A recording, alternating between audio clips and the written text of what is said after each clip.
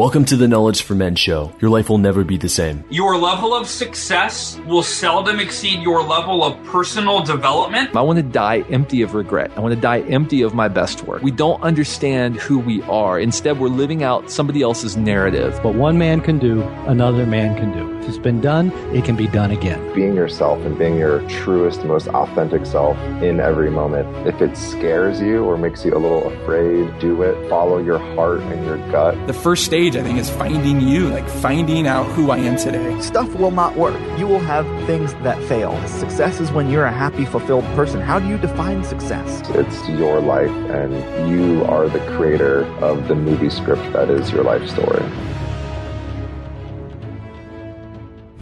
Attention, if you are a frustrated man who feels like he is not getting the results he wants in his life, health, wealth, relationships, and personal growth, then I've got a powerful free video training for you to help you become a strong, grounded man so you can unlock unlimited power in your life, business, and relationships. Go to kfmconfidence.com to get instant access to this training. Again, that's kfmconfidence.com. If you want a Cliff Notes version of the best material that I've learned after 300 interviews on this podcast about being a stronger, more powerful man, then it's all here at kfmconfidence.com. All right, guys, welcome to the show. I'm here with Ryan Nicodemus. He's helped over 20 million people live meaningful lives with less through their website, books, podcasts, and documentary. He's been featured in the New York Times, Wall Street Journal, Forbes, Time, and many other major media outlets. He's also the co-author of Minimalism, Live a Meaningful Life, and also, most recently, Everything That Remains, a memoir by the minimalists. Ryan, welcome to the show. Andrew, thanks for having me, man. Wow, you make me sound way more impressive than I am. Hey, you did do all the work, and I want to dive into how all this started, but we jump in with a favorite success quote or a saying that the guest has lived by that's helped them on their journey. So it could be something from your book, it could be something that you and your partner, your co-writer, would you call him co-founder or your buddy? Yeah, I mean, well, I think he's all the above, man. Joshua Fields. Yeah, Joshua Fields Milburn. We've been best friends since we were fat little fifth graders. So well over 20 years, man. And that's great. Yeah, we are buddies, business partners, best friends. Yeah, whatever you want to call it, man. That could be dangerous. Some business guys would say that's dangerous to dive in with someone that close, just because sometimes things can go wrong. Yeah, no, definitely. I think with, so goes life, man. One thing that works amazingly well for someone, it may be a disaster for someone else. And it's kind of with anything. But favorite quotes, I've got a couple of them, man. There's one, it is by Henry David Thoreau. And I'm going to probably butcher this quote. I don't have it pulled up because I've modified it. The quote goes something like this. It's not a matter of being busy. It's more a matter of what you're busy about. So it's not a matter of being busy. It's a matter of what you're busy about. And when I think about that quote, the way I look at it is it's not about how busy one is. It's more about what they're focused on. And that is how Josh and I run the minimalists.com is we tend to do a lot, but we're not really busy, if that makes any sense. We're more focused than anything. But I'll tell you another quote that really stands out to me because I think it's holds just as much weight as that. It's a quote that has been reworked out through songs. I mean, to be honest, Josh and I got the inspiration from a Drake album. So this is where we got the quote from, but there are other people who have kind of used this quote too, but there's a quote that Josh and I will always say at the end of every podcast, at the end of every event. And the quote is this: love people and use things because the opposite never works. And that is really what this whole journey, the minimalists.com, is about. And that's really, kind of how I live my life. It's, certainly we all need things. We need money to survive. We need to consume some things to live. I'm consuming a cup of coffee right now. But at the end of the day, it's not about the things in our lives as much as it is about the people that are in our lives and that we contribute to. Okay. So I don't know if I cheated there giving you two quotes, man, but No. This is good. So just to recap, first one's, it's not a matter of being busy. It's a matter of what you're busy about. And so what I'm getting from that is doing work when you're doing work that is meaningful, it doesn't feel like work. When you have that meaning, there's more to it. There's something deeper. Yeah, I don't want to mislead any listeners, man, because it's still a ton of work. Meaning, like, I live the dream, man. Like, I am my own boss. Josh and I have literally built something out of nothing. And we're really lucky in the sense that, we have podcasts, we have books. I have a mentoring business. Josh has a writing class. So we do a lot of things that revolve around something that we love. But dude, I work my ass off. There's no doubt about it. And for me, it's not about, because I think there's this big misnomer that we have, especially in American culture. There is this message perpetuated of, if you find something you love, right, and you do it, you don't ever have to work a day in your life. And it's kind of BS, man. Like, I think that it is a possible thing. There's someone out there who will tell you, like, yes, I found the thing that I love, and I don't work a day in my life because I love what I do. But I don't think that's a very realistic expectation. I mean, I would love to be an NFL football player, but those guys work harder than anyone I know. It goes with writing as well. The process for me with writing, I do enjoy it, but it's like a 50% love, 50% agony or drudgery that I really have to push through to kind of get to that final piece of work. So go ahead. Yeah, what you're writing about, though, is something that is meaningful to you. Therefore, I think that's why you get up and you're able to do it. Versus if I told you, hey, I need you to write about the 16th century economy in New Zealand. Like, you're right. You're going to struggle to write, even though you actually are a good writer. But when you apply it to something that you are actually, there's a mission behind it, there's meaning behind it, you're able to do it.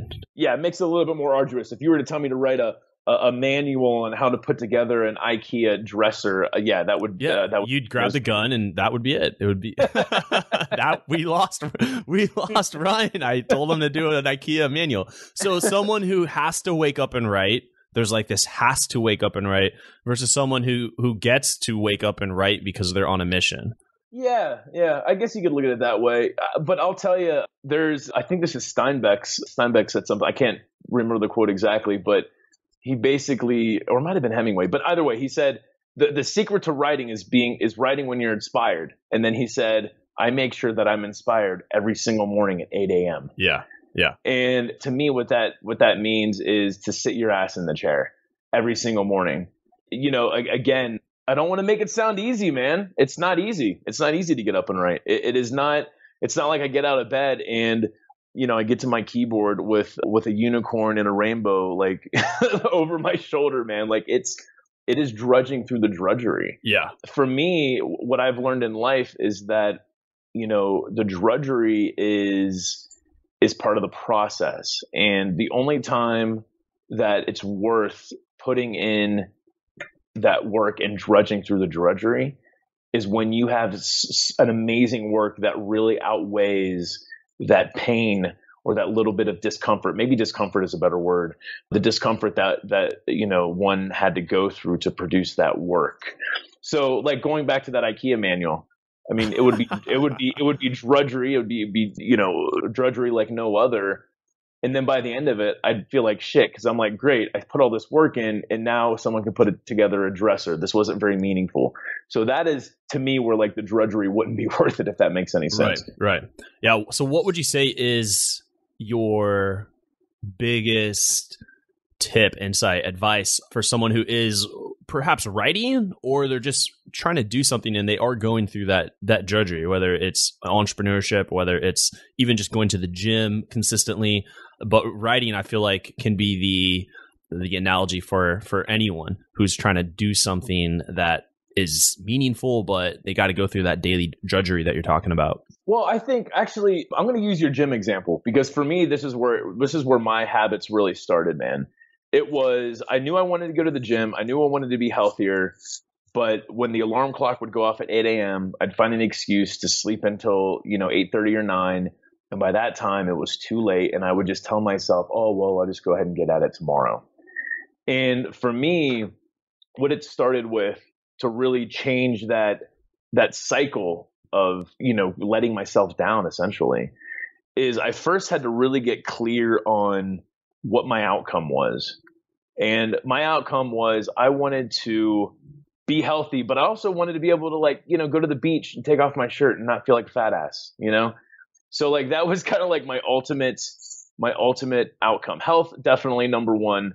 But as I get older, it's like I want to stay young, man. I want to stay looking young. So like it's pretty easy to get clear on that. The second thing was the reasons why. Why do I really want to be healthy? Why do I want to stay looking young? And at the time, this is like 5 or 6 years ago, I did not have a partner. I was a single guy. So, I wrote down all these reasons. I put just in my memo pad on my phone, all these reasons why I wanted to be healthier and look better at the beach. And, it was things like, I wanted to be able to get more dates. I wanted to date more attractive women. Or maybe it's I wanted to be able to do, run a 5K marathon without having to stop and walk. Or I wanted to be able to go snowboarding and not be out of breath by the first hill that I went down. So there were all these reasons for me that I really wanted to get into shape. And then, the last portion of it is really getting clear on the actions that I needed to take. And that is where the work comes. Like that is where, and it's not just actions, it's massive action. And for me, action was setting my alarm and planning to go to the gym, or maybe joining up, for a gym. That's action. But the massive action is getting into the gym and doing the work. It's actually doing something that moves me forward to that outcome.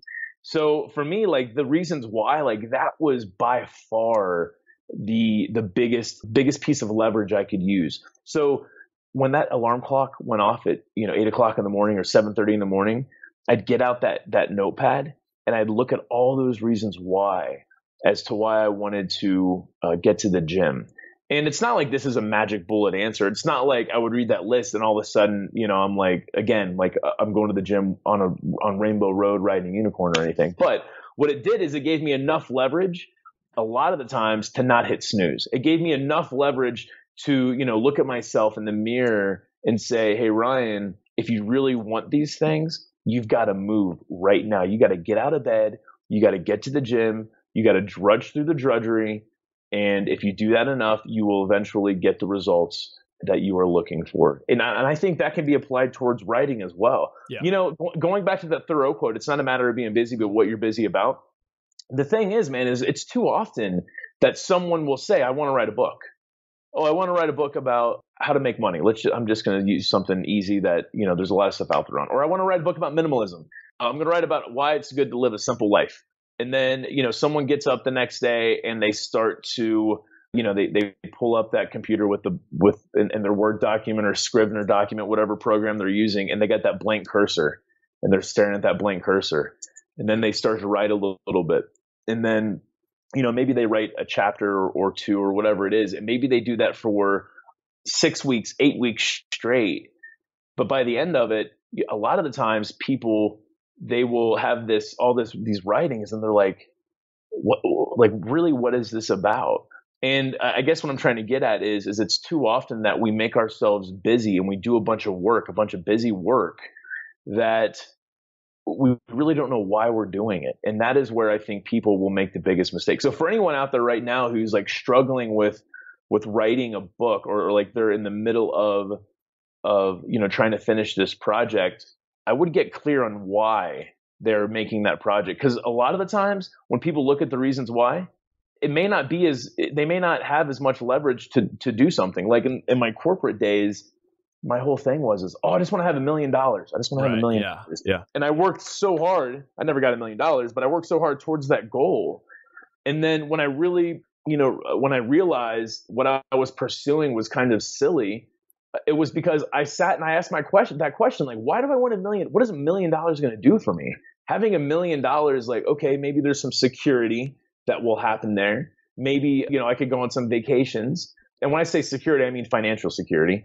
Maybe, I can have a nice car, whatever it may be. But then when I really started adding it all up, it didn't take even close to $1 million to have that stuff. Yeah. So I'm just, trying to really get back to anyone out there who's having an issue with taking action. I would get clear on why it is they want to take that action. And if they have some really good reasons why, write those lists down. And every time you want to say no to yourself, pull out that list and read it. At least give yourself the opportunity to tell your future self, oh no, I know that those are good reasons why, but I'm not going to go ahead and work towards that today. A lot of the times you won't tell your future self no. You will say yes, and it'll hopefully give you enough give someone out there enough leverage to continue working on their thing, whatever it may be, whether it's working out or a book. I mean, I think the $1 million, I want $1 million, and if you break that down, it's close to about $84,000 a month. And I was just going through this exercise because my girlfriend was saying like, oh, I want to make X amount of money. $1 million would be so amazing every year. Make that so I can take care of my family. And I was like, okay, let's break that down. It's 84. I'm not opposed to making money, but I just feel that $84,000 a month. Okay, how would you allocate those funds? And when you actually try and break that down, in her case, she really just needed like $15,000. It's like really trying to spend $84,000, and then every month you get another 84. It's like it's a lot of money, and I think the $1 million, it's cool, but for what it is, especially with what you're talking about, like, well, why do you really want that $1 million? You can probably be living that dream, that vision, and achieving that with far less funds. And you can be living that life that you want. And then cool, you can make that $1 million, and that can just be a byproduct of you making a bigger impact or whatever it is that you do. But honestly, $84,000 is a lot of money. And if you can easily spend that, then I think, we got to take a look at the values perhaps. Absolutely. Because even wealthy people, really wealthy people, like they're just constantly reinvesting their money. They're not necessarily living large, and they kind of want to remain kind of outside of the public eye. Yeah, no, definitely, man. It's hard, you're right. It's hard to spend $84,000 a month. Yeah, they're not going out and buying.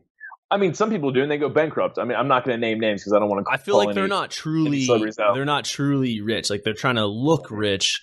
They're trying to give off that perception of that I am rich and successful. But I think really rich people, they know not to do that. Look at Warren Buffett. I mean, he's lived in that same house since the 50s. He is truly a rich person. And granted, you have other people who do buy the mansions and stuff, but they're billionaires. So that really isn't anything to Right. Yeah, definitely, man. Man, you dropped two powerful quotes, and I did want to touch on that second one, which was love people and use things because the opposite never works. So this would suggest that the opposite is that people are loving things and using people.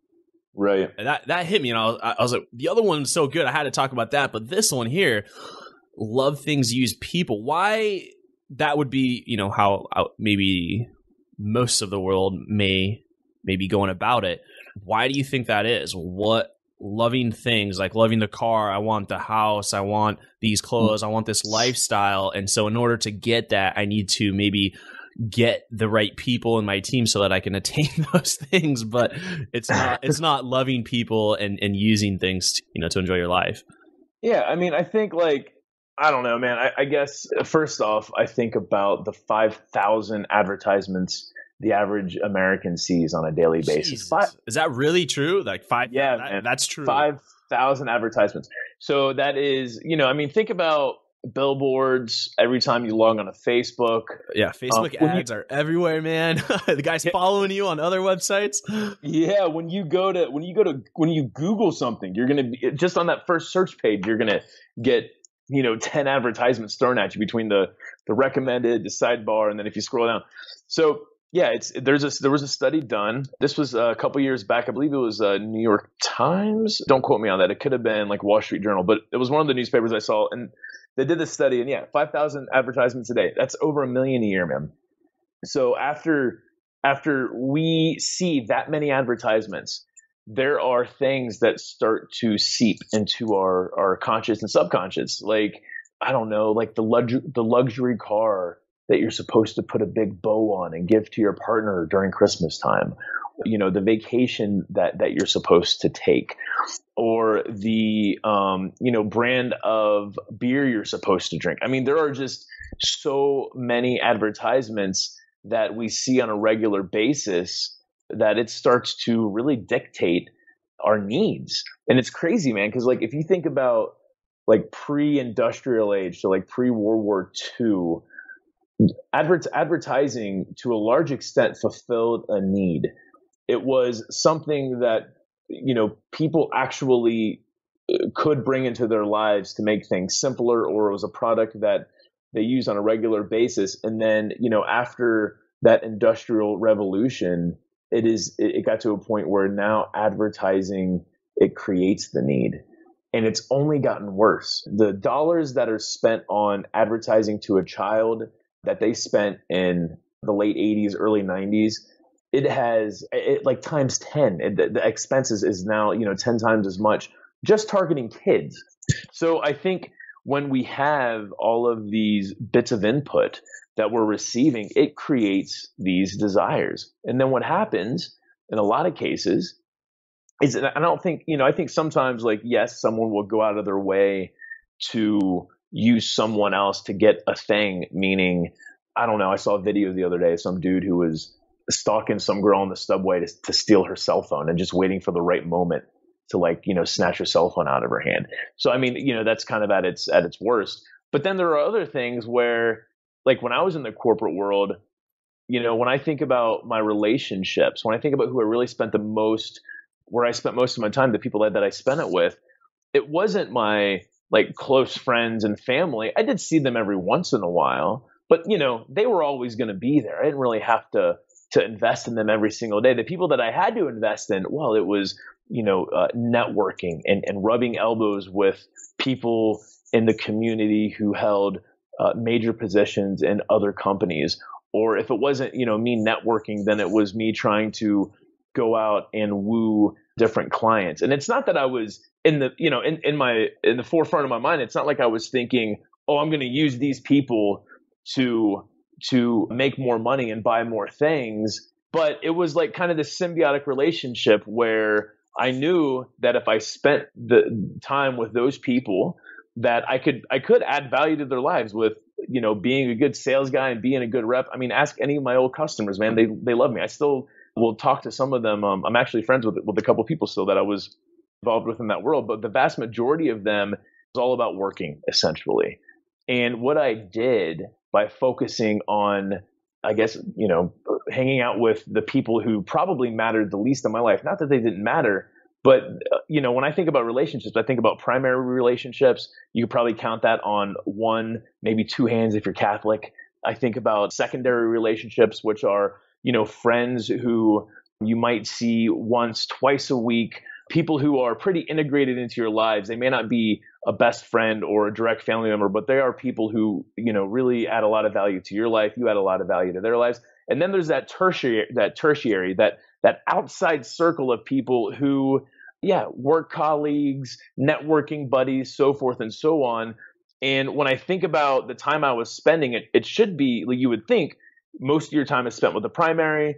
The second most of your time is spent with that secondary, and then very little time with that tertiary group. Only when you have to. My time was spent the exact opposite, man. I was hanging out far more with that group of people who really didn't matter as much to me as those inner circles.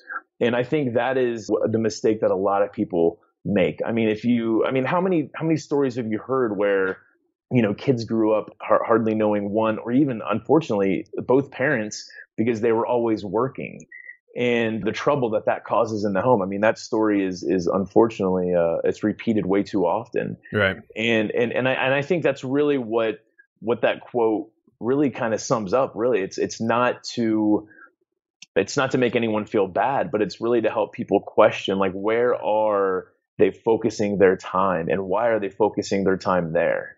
I think that's a question that we should ask ourselves almost at the start of every day. It's like, okay, we have our goals maybe that we've written down, our tasks that we're going to do, but okay, why are we going to spend our time here, and what is so important about these things? So a question I have for you is, if you could only work 2 hours per day, what would you do? What would be the best use, the 80-20 of your time? Yeah. Yeah, I would really have to think about that, man. What comes to mind? What are you like, damn, that's probably it? It would probably be, I'm trying to think of the vehicle that because we use so many different vehicles to get our story and to get our message out there, whether it's our documentary, whether it is our podcast, whether it's our books, whether it's our blog. I think right now we probably have we reach the most people via the podcast.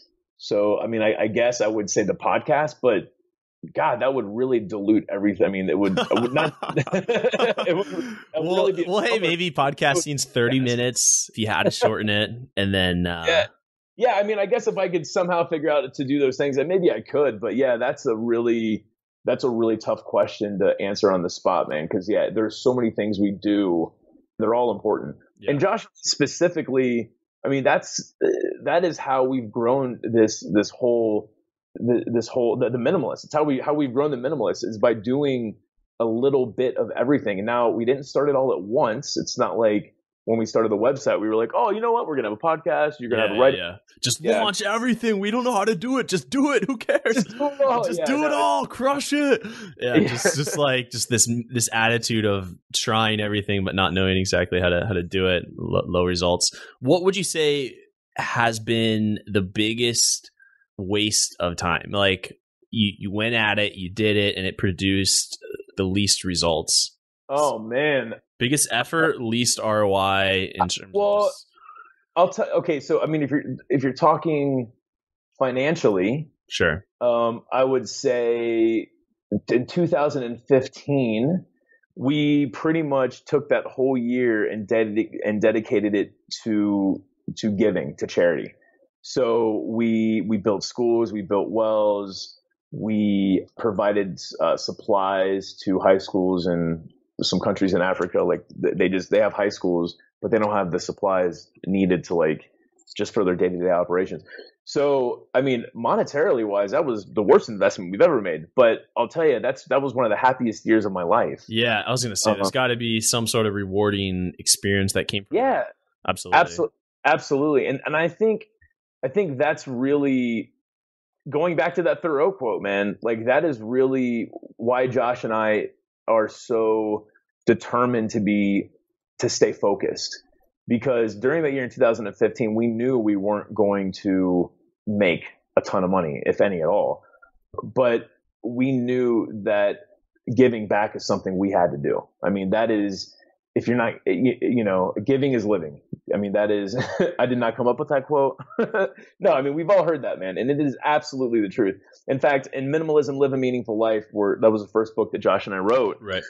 When you look at the 5 kind of pillars, these values that Josh and I really focus our life around, contribution is one of those pillars. And we have to give not because we want to look good or, for any other reason than we want to help people, but contribution is something that feeds who we are. Yeah. And so, it was an easy decision to do that. And like I said, it's one of the happiest years of my life. I mean, I went out to Laos and we built a school out there we partnered with Misfit. It's a company called Misfit Foundation and Jai Coffee House, which is based in Laos. And we all got together. We built a school. I went out there for the opening. And I got to tell you, man, that experience is probably one of my most favorite experiences, man. It wasn't just because we were there opening a school. That was great. The community was there, seeing the smiling faces on kids. You should have seen this dilapidated shed that we had upgraded. It went from a 2-room schoolhouse where there wasn't a wall that separated the rooms. There was a half wall, but the teachers would have to overtalk each other. When it rained, they wouldn't have class. And then we built this 1, 2, I think it was 4, maybe 5 rooms, cement, good roof on there, got them the supplies they needed. And the teachers probably would stand out the most to me, just their smiling faces. But not only that, but we're in the middle of nowhere. Yeah. In this third world. And anyone who has not been out to a third world country, you don't really have to. I was telling someone this. I was like, you got to go out to a third world country if you really want to appreciate living in the United States. And someone was like, especially around here in Montana, there are a lot of Indian reservations. And someone was like, you don't really have to go outside of the United States to see third world. You can go to some of these Indian reservations and it's pretty crazy, like how poor it is and the poverty. So, maybe you don't have to leave the country, but just going somewhere in extreme poverty and realizing, A, how much one can make a difference, but B, like how good we actually do have it in our society. Yeah. So yeah, man, I would not trade that year for anything, man. But I can't think of anything.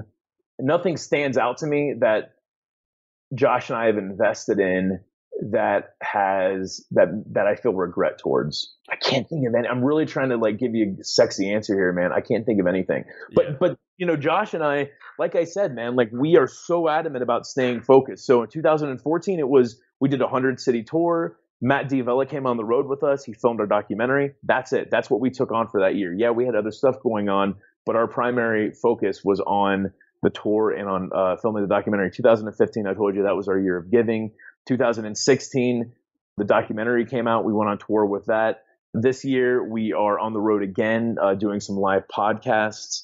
And everything that Josh and I have chosen to be focused on, like I wouldn't change it for the world. I mean, if I could go back and redo the 100-city tour, if anything, it would have just been a better experience for us and the people who showed up, because that was kind of our first like long tour. So there's a lot of learning lessons that happen on the road. Yeah.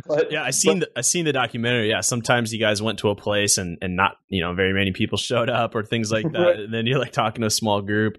I think it's so interesting. One of the happiest times of your life, you made the least financially, but it was one of the happiest times of your life. Yeah, absolutely, man. And that's in alignment with your mission, giving is living and contribution being a major value.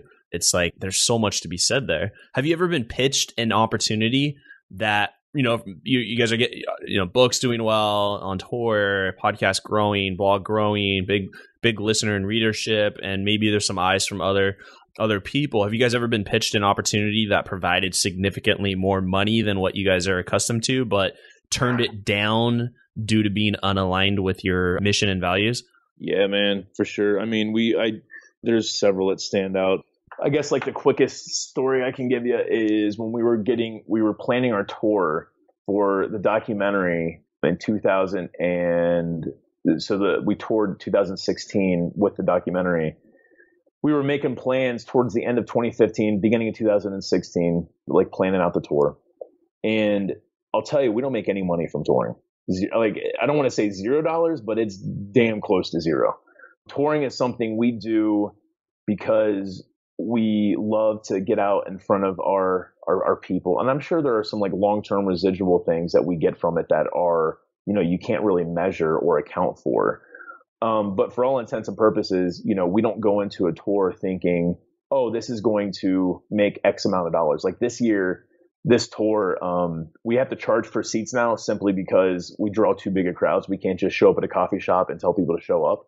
So we actually have to rent theaters and equipment, and it costs money to do that. So we charge for tickets, but we're not walking away from this tour with 6-figure paychecks. It is rolling up in like a Ferrari. Hey guys, I'm here, the minimalist. Right, exactly. So I just want to be very clear on that. Right. So we were planning out our tour for the documentary in 2015, for 2016, and we got an offer. It was a $25,000 speaking offer. Oh, wow. They were going to fly us out to Malaysia.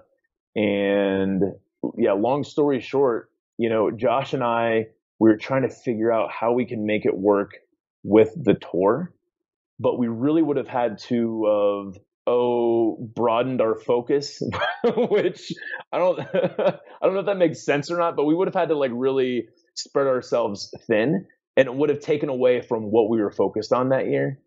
And we had to turn it down, man. We had to say no. And you're talking about, we would have got there. So, put a day of work and then a travel day on either side. It'd have been $25,000 for 3 days worth of work.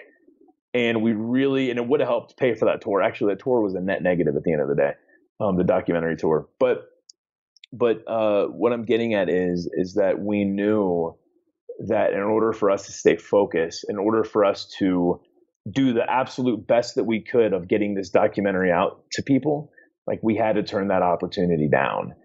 And what I'll say, man, I'll say two things for anyone out there who has decisions like this to make.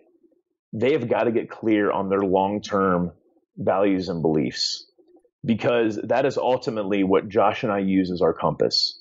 That is like when we need to make a major decision, like, or any decision, I should say, the first thing we will ask is, does this short-term action, does this align with our long-term values and beliefs? And if the answer is no, then we can say no to whatever that decision may be. Because ultimately, man, like that to me is what living a meaningful life is. Yeah. And the second thing I was going to say is that for the longest time, man, I used to think the purpose of life was to be happy. And I chased happiness, God, up until like my mid to late 20s. And I would say that, you know, I would sometimes grab a hold of that happiness, whether it was a new car, whether it was a new promotion, whether it was a bigger house, whether it was vacation. It feels good. It feels good in that moment. Yeah. It does feel good, man. But what I'll say is, like, those moments of happiness, they were always fleeting. Yeah. And really, you know, someone who is waking up happy extremely happy every single day, there's a term for that. It's called manic. And someone who is manic usually has to be on medication because it's too much. In fact, like, let me use another example. Like, if you were to look at like an X and Y graph, X being time and Y being the level of happiness that one is. Let's say that, Andrew, I could give you a pill that made you 100%, a level, I won't say 100%, but a level 100 happy tomorrow. Okay. And then you take that pill, you wake up at level 100 happy, and you're like, wow, it's a good pill. I'm going to take that pill again. And you wake up the second day at a level 100 happy. And you do that for however long. What eventually happens, if you look at that graph, that line that starts really, really high just ends up being flat. And that is why I have, I guess, learned to embrace the not so happy times of my life, because in order to have those peaks, you got to have the valley. So for me, like, happiness isn't the point anymore. Happiness is something that just so happens to be a beautiful byproduct of living a meaningful life. So now, you know, when people ask me like, oh, you know, what's the point of life now? Or, you know, what are you really after? For me, it's just to live a meaningful life. And like I said, happiness is this beautiful byproduct that happens. So I'm only saying this because I know that for me to look at a lot of people and say, hey, happiness is not the point of life, people are going to be like kind of taken back by that. But I really think it's important that people understand that if you really want to be happy, go get on heroin. Heroin will make you happy every single day. But you see where that leads. And that's, to my point though, that's why it's impossible, or it's not healthy to be happy every single day of your life, because, you know, eventually, like the heroin, that'll stop working. That's why people overdose, because they need to take more and more to get to that level 100 happy, or they need to actually not even to get to that level 100. They need to exceed it, because that level 100 has become the norm. Am I making sense? Yeah, it's making sense. And the question here is, so in order to live a meaningful life, that's what you're saying is your goal here. In order to do that, what I'm feeling is that you may not have to add or do more to be able to have that meaningful life, but also be able to say no, remove, reduce, and maybe what's left is actually meaningful. Definitely, man. That is absolutely true. So anyone out there right now who isn't clear on their values and beliefs, they need to write them down. They need to get, and especially if they have a partner, if they have someone that they live with, a romantic partner, like they need to sit down together and get clear on what each other's values and beliefs are, because that is what makes someone happy. It's not having $1 million. It's not going on the vacation. It's not traveling to the moon and back. It is one's short-term actions aligning with their long-term values and beliefs. And yes, a lot of the times it's not about adding more. Sometimes it's about taking some things off of your plate so you can focus on that which is most important to you. Yeah. Is that minimalism? That right there? Yeah, I think you could look at that. I think you could look at that as a definition for minimalism. I mean, that's the beautiful thing about minimalism. There isn't like this one clear cut definition, but I think that is certainly part of it, man. It is getting all of the distractions out of the way in life, physical clutter, mental clutter, getting everything out of the way. So yes, so that you can focus on which that's most important to you. Yeah, absolutely. Why I bring that up is because I think some people may view minimalism as this sort of extreme, like, okay, Ryan lives in a shoebox. He's got one fork and one pair of pants, and he's been wearing the same socks for 12 years. Like this sort of extreme sort of minimalism with what you own versus using minimalism and applying it to how you live your life, like looking at your values and what are these daily tasks that you're doing that are actually not necessarily important or aligned with your values and your mission and who you want to be and where you want to go. I find that view of minimalism can be applied into everyone's life when you look at your values and you ensure that how you're spending your time is actually being focused in the correct areas versus this like, okay, yeah, Ryan owns nothing and he's a minimalist and he's happy and he lives in a container in Portland, Oregon or something. Right. In like Bend, Oregon. It's so funny. No, I totally agree, man. It is a huge misconception. What I'll say is minimalism is not about deprivation. Yeah. Depriving yourself, that's becoming an ascetic, and that is not what Josh and I preach. And what do you mean by like owning very, very few things? Like that's what you mean? Just to clarify. Well, to clarify, what I mean is depriving yourself for the sake of deprivation. There are philosophies out there that will say like put yourself through pain on purpose for X reason, and like that, to me, that's silly. I think that yes, it's important to make oneself uncomfortable, like going to the gym and doing some bench presses. It's not painful, but it's certainly not comfortable, and you've got to make yourself uncomfortable to experience growth. But I wouldn't go to the gym and put 500 pounds up on the rack and try to bench press that and hurt myself just for the sake of doing it, if that makes any sense. So yeah, what I'm talking about is depriving oneself and expecting to somehow experience a good life and growth through that. To me, that doesn't work. There might be someone out there who can say that works for them. Like you look at a monk, their whole thing is because that's kind of at its terminus, right? With that idea of Ryan living in a shoebox. That's really what, if someone is going down that road with what minimalism is, a monk is going to be the ultimate minimalist, but that lifestyle isn't going to work for everyone. It's funny, Josh and I, we were doing a live stream, I don't know what platform, and someone was watching it and they said, they made a comment, something like, I've been sitting here and listening to you guys for the last half hour and it's a bunch of BS. You guys haven't got rid of anything in your life that's actually important. And Josh said, he goes, that's exactly what we're trying to say, is that everything we have in our lives right now, they're important things.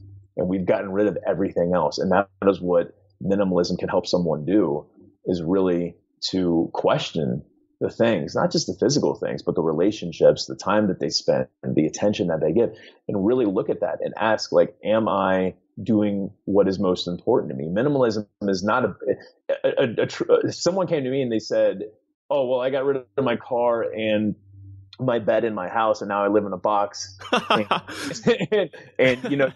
minimalism sucks for me. I would look at them and I'd say, that's not being a minimalist. That is being an ascetic. And deprivation is not what Josh and I talk about. It truly is keeping the things in your life that are most important. Yeah. The problem is that we will hang on to things that aren't important because some other external factor that makes it important, which is, kind of silly. Yeah. My friend recently got rid of his BMW. He bought it because it was the fast kind, like the M version, 400 horsepower race car version. But he got it was so exciting when he got it. I would drive it, and I was, oh, it's amazing. And he would drive it, it's amazing. And he had 2 cars, both of them nice luxury cars, but one of them this BMW. But he recently got rid of it, and everyone's asking, why'd you get rid of it? Why'd you get rid of it? And it was because the BMW was a liability to him because it was constantly having problems, and he was finding himself having to go to the shop, and they have to charge him to fix it, and he has to go back, and then the maintenance, and then it was this thing that was owning his weekends. And for what? And it started to become this car that it would just sit in the garage, and it owned him. And so he got rid of it. And I think that's an example of like getting rid of something where that thing was taken from him rather than adding to him, which is why you want to buy stuff, right? If you're going to buy something, it should add to your life, not take away from your life. I totally agree. And you can look at it this way too. It's like he could have went with the mentality too of like, I know that this car is a lot of work, but man, it sure impresses my friends. It sure impresses, people girls. Walking down the street. Yeah, girls. Yeah, right. No, I mean, that was it. That was. Let's be honest. Let's just be honest. Single guy BMW. Yeah, girls. Yeah. Like, it impresses girls. So at the end of the day, it's like he could have held on to that car for that reason. But what a bad reason, man! Yeah. He's now wrapping his identity up with a car. Yeah. So I mean, who he is defined by a car. That would be really silly. And then the other thing too is like, what kind of people is he attracting? Like, if a girl likes him better if he owns a BMW rather than he owns a 2004 Toyota Corolla, like I would question whether or not I would want that person to be in my life, Yeah. Really interesting. Let's now dive into the knowledge round. Just want to ask you a few more rapid fire questions here, Ryan. So you're ready for the knowledge round? I will try to give you rapid fire answers. Boom. Rapid fire. Whatever comes to the gut, spit it out. Have you ever felt like you weren't the strong, grounded man that you know you're capable of becoming? Like there's something more inside of you, but you don't know how to get it out.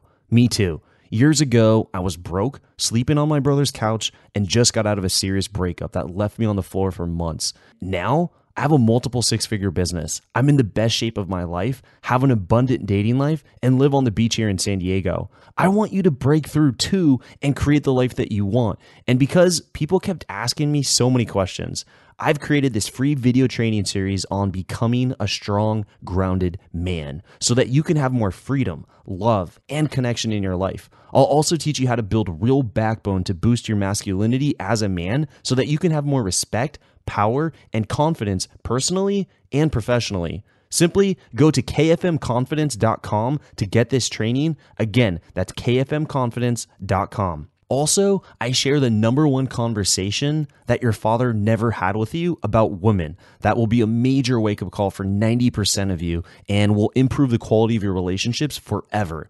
Go to kfmconfidence.com to get this free training today.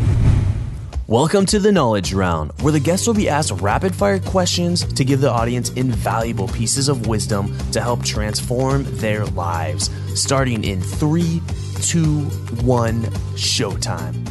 First question here is, what advice would you give to someone who is feeling really lost and unsure of their purpose? Oh, I would go back to get clear on their values and beliefs. Like if someone feels lost, they are not clear on what makes them live a meaningful life. They don't know what a meaningful life looks to them. They are acting off of impulse. And I'm only saying this because I was that person. I was acting off of impulse. It was not really digging deep into what I wanted out of life as much as the ephemeral things that I wanted. So anyone out there who is living in a tornado right now, they need to get clear on what their values and beliefs are, those core values. And like for me, it's my health, it's my relationships, it's doing something that I'm passionate about, whether it's snowboarding or whether it's writing. It is growing and contributing. Yeah. So when I feel depressed, when I feel a little lost, when I feel like I start my own little tornado, I look at those 5 areas, and maybe you can look at those areas as like buckets of water, and I'll look for the least full bucket, because that is what really determines how much of a meaningful life I'm living. I mean, if I've got, 4 of the buckets filled, but my health bucket is empty, well, I'm not going to be very happy. I'm not going to feel like I'm living a very meaningful life. Right. So I will look for the least full bucket, and then I will work on that bucket until I can fill it up a little bit more and continue on my way. Yeah. What do you think is holding most men back from becoming stronger, grounded men today? Man, you asked for my gut reaction. I would say perception of others, man. Yeah. That's probably the biggest thing. And when I first started the minimalists.com, every little comment would really get to me, and I would just like chew on stuff. And it's not that I felt like people were right. I just felt like, well, they made this comment, and what they don't understand is, and then like, I would rebuttal this comment in some way to help them understand. Yeah. And, now that, between the podcast, it doesn't matter. I mean, we will, reach millions and millions of people every single year. I mean, now I'm at the point where like, I have to not care what people think, because if I wrote for the haters, then my stuff would be vanilla. And you know what? Vanilla is a great flavor of ice cream. But what's your favorite brand of ice cream, Andrew? Brand? I mean, I like coconut. I'm sorry, not flavor? brand, but your favorite flavor of ice cream. Yeah. Coconut and macadamia. Yeah, dude. And like I love me some salted caramel or some Rocky Road. But I'll eat vanilla any day of the week. But that's just it, man. It's like if you start to give other people too much of your time and attention that don't really deserve it, especially the haters, then you end up living a very vanilla life, and vanilla doesn't really stand out to anyone. Yeah. Yeah. It's funny because your immediate reaction when you get one of those comments is to pull up your sleeves and go to war. You're like, oh, right. you're mine. Then I don't know about you, but the place that I have found where there is, because I have a blog, I have a YouTube channel and a podcast, and obviously I'm active on these channels, but the place where the most brutal comments come from is YouTube. Like I get some really I recently went on there, I checked comments and just see what's going on, because I want to engage with people. And there's sometimes is a few, and one of them was just like, "Fuck you, Andrew." I was like, holy, like what? And it was like this nice podcast episode that I did with a guest, and there's no data, there's nothing in there that says like, Andrew, you said this or did. It was just F you, Andrew. And I'm like, what? Yeah. But anyways, you immediately want to go to war. Like, all right, this is a free show. Like, you're not paying for this, and there are no advertisements by brands on here. It's just free content. But yeah, I'm sorry, man. There's just one thing that really helps me deal with people like that, man. Is I really have to get clear on who is in the arena with me, and what I mean by that is if you were to think about like a gladiator arena, like Josh and I, we are in the arena and we are fighting our asses off. Yeah. And there's a crowd of people watching who really, really want to watch. Yeah. And the guy who yells, "Fuck you, Ryan, fuck you, the minimalists," they're not even in the arena. Like they're outside walking past the arena, and they're just yelling at like a drive-by. Yeah, exactly, man. Like it makes no sense. And the other thing too is I got to remind myself, they are not creating shit. When someone gives me shit about my documentary, oh, you should have done this, you should have done that, I just look at them and I'm like, oh, well, the next time you make a documentary, I would encourage you to put those things in there. Like, have a nice day. I don't know what else to tell you. Like, unless, like, there are, granted, sometimes where someone has something critical that, and that's just it, man. It takes a special kind of skill to be able to determine what is just the visceral "fuck you, Andrew" versus the "hey, Andrew, you might really want to consider this," and then actually think about something. Right. But at the end of the day, man, the vast majority of like trolls or negative, I stopped looking at comments, man, especially on like YouTube, because that's where I also found that's where the most brutal, like this I don't know. Yeah, I mean, I go on there to engage, like, because I have fans on the YouTube. I can't comment on the podcast. There's no place to leave comments, but in YouTube they leave comments. But yeah, men who are in the arena respect other men who are in the arena, and you could be in sports arena, you could be in a writer's arena, a fighter's arena, like a legit, like I'm training for fighting, or an entrepreneur's arena. Or even maybe you have a nonprofit arena. But I find that when someone's in the arena and there's just there's a level of respect. It's like, oh, you're fighting your fight, and so am I. And there's almost an instant connection with someone who's fighting their fight. You just feel it. Yeah, and you encourage the other person because you know exactly the shit that they got to deal with. I mean, I love the sports analogy, man, because I think I'll use that moving forward, because when I think about like a football game, so let's say Josh and I, like, we're the, you know, for all intents and purposes, we're the football teams, and we're, you know, there to entertain the crowd. It would be like someone walking by who hates football. And they're like, "Fuck football," and it's like, okay, like, thanks for your input. Like, anyway. Right. So, yeah. Ryan, you have some incredible books here. Minimalism, being, you know, about living a meaningful life, and then Everything That Remains. But I'm curious, what have been 3 of your most influential books, and briefly why? Man, that is a loaded question. Well, okay, so I was raised, and here's why it's loaded. I was raised Jehovah's Witness. So I was raised in a very, very like strict Christian upbringing. So I know the Bible, dude, like the back of my hand. And I do not practice any religion now. I am, you know, I'm not an active Jehovah's Witness. But dude, the Bible really does have some like really, really good parallels in there. In fact, I will find myself like not quoting the Bible, but like taking a Bible verse and like reworking it to say something else. I mean, I will always give credit where credit's due, you know, so I will say like, hey, I totally ripped this off from the Bible. But I only say that's loaded because it's a lot of people, like, you say, oh, the Bible is a great book, it's going to turn them off. You know, I'm not talking about the doom and gloom, you know, all the negative things that people associate with the Bible. I'm just talking about there are definitely some ingredients in there that I've been able to tweeze out and certainly apply to my life. Well, I mean, God, Jesus, I mean, he was probably, you know, one of the original minimalists. I guess Buddha predates him.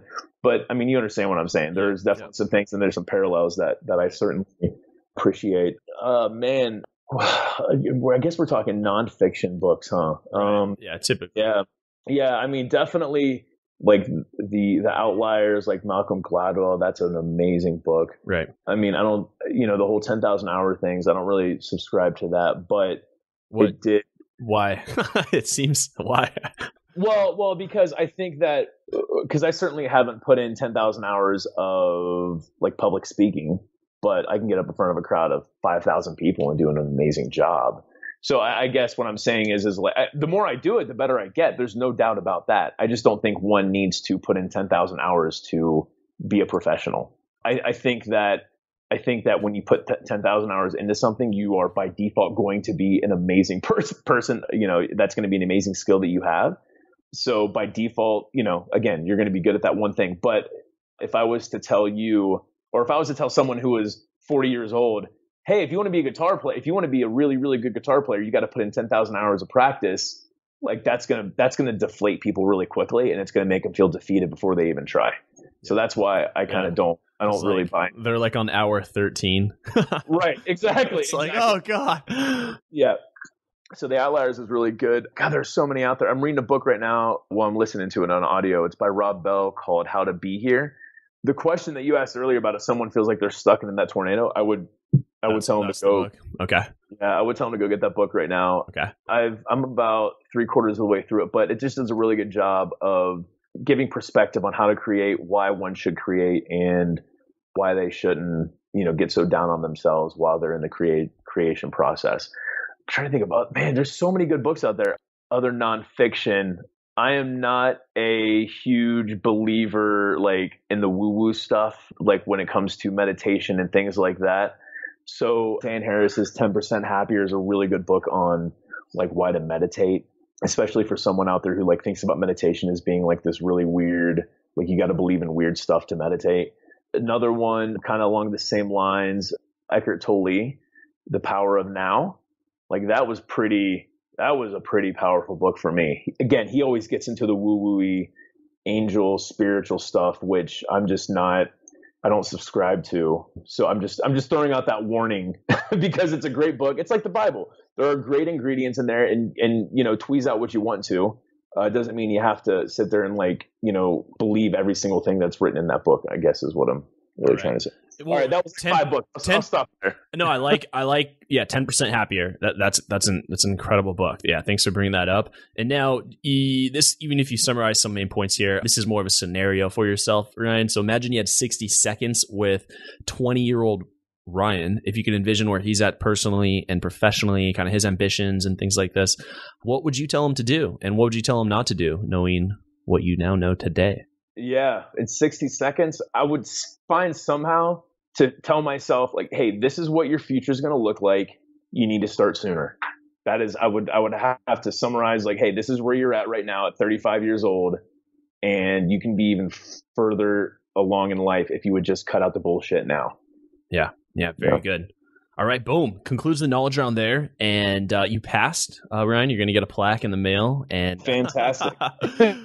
So what is now exciting you today for, like, I see there's a tour. You guys are doing some, you're doing another tour. Is that right? Or is this old here? No, this is new, man. So we're hitting the road on Saturday, actually. Well, I don't know when this podcast is going to go out, but we will be on tour starting on June. Sorry, I'm just pulling up the date here real quick. It's June 11th, I think, is our first. Oh, in San Diego? That's my town, man. Maybe I'll have to check that out. Yeah, man. So we'll we start the tour back up again. We approached this year a little bit different than what we did in 2014. So in 2014, Josh and I pretty much gave a year of our lives to go on the road to hit 100 cities all over the world. And this time, what we did is, instead of like doing back to back to back to back, we essentially, like, we're on tour for a couple weeks, we're off for a couple weeks. So we go back on, yes, June 11th, we'll be in San Diego. There are tickets left for that, not too many. Then we'll be in LA on June the 16th. Those are sold out. But if anyone's interested in seeing us live, they can go to theminimalists.com/tour. But I'll say right now, for anyone out there who has not ever heard of the Minimalists, they should check out, if they're a reader, they need to check out Everything That Remains. That is by far the best book that Josh and I have written. It is a nonfiction narrative about, the struggles that Josh and I went through, from, becoming suit and tie corporate guys to living a simpler life. If people don't like to read, that's fine. They can go check out our documentary. It's called Minimalism, a documentary about the important things. I am so proud of what we were able to do there. I could talk for an hour on how that came to fruition. It was a total accident, except I would say that Josh and I were focused, like, on having a very high standard, but we didn't have any expectations, if that makes any sense. Yeah. So yeah, it's a we beautiful. got high standards, but we don't know what we're looking for here. But we know it's got to be good. We had expectations; they were just really, really low with what that film was going to become. Okay. But because we kept our standard high, what came out of it was something that was beautiful. So yeah, that's probably what I am, like, really, really happy about, which, what we've created over the last year or so. But yeah, we're on tour. Basically, the way the tour works, if someone wants to come to our show, Josh and I, we will talk for about 30 minutes and give an in-depth talk on minimalism and kind of, tell Josh and I's story. And then we will record a live podcast where people get a chance to ask questions. And I think that's probably the best part. That lasts about an hour. That's probably the best part of the whole event, just because we get to dive in a little bit deeper with people's questions, and it's a good time. And then, of course, at the end of the program, Josh and I, we do a meet and greet line where we'll sign books. We hand out hugs. They are free and transferable. They're definitely not mandatory. But yeah, it's a great time. I would encourage someone to come out if they want to learn more about us. Awesome. And guys, theminimalists.com, and then you can see everything that we've talked about: books, blog, podcasts, documentary, all that's there. Ryan, thank you so much for coming on the show and sharing your wisdom and advice here with my community. It's my pleasure, man. Thanks for having me, Andrew. I really appreciate it. Thank you for listening to the Knowledge for Men podcast. Hundreds of interviews and millions of downloads later, we're continuing to build an international movement, and we're just getting started. So if you enjoyed this episode, go ahead and leave a helpful review in iTunes, because it really helps the podcast grow so we can impact even more men in the world who need this. Guys, this is all about living with purpose, where every day you only do things that matter to you. You wake up, live with purpose, and take massive action towards the life you want. And always remember, love the life you have while creating the life of your dreams. go to kfmfree.com to get a surprise bonus I've made for my listeners. Again, that's kfmfree.com for something that's changed my life, and I'm offering it to you for free. Also, check out my Amazon best-selling books that I've written for you to help you crush life at kfmauthor.com. Again, that's kfmauthor.com to see all the books I've created to help you break through in life. This is your host, Andrew Farabee, founder of knowledgeformen.com, and I'll see you in the next